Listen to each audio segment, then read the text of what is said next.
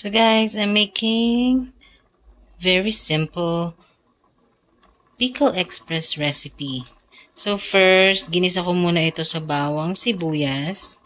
Tapos inad ko yung pork. Naglagay ako ng 1 cup water. And isisimmer ko lang muna ito for about like 15 minutes.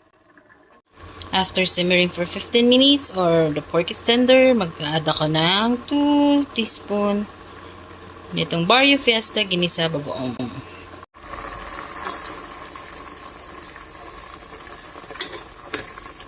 Yan. And simmer for a little bit more before I will add my coconut milk. So now, tapos na ako mag-simmer for 5 minutes, and before pa ma-dry ang ating sabaw, I'm gonna add just half of this. Kasi konti lang naman yung ginamit kong pork.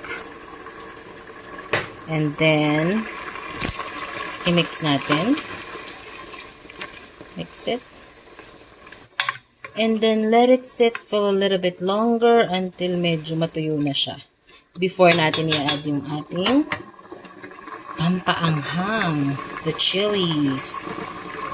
So, after simmering for another 5 minutes, I'm gonna add my jalapeno. You can put whatever chilies you want to put. Pwedeng red, pwedeng green, pwedeng jalapeno, as long as na yung spiciness niya is yung tolerable for you.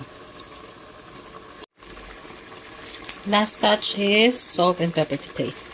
Just a little bit kasi okay na sa akin yung alat niya. A little bit of black pepper. There. Haluin natin. Ayan.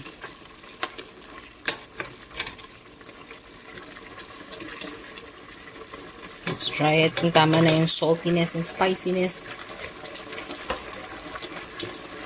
It's perfect.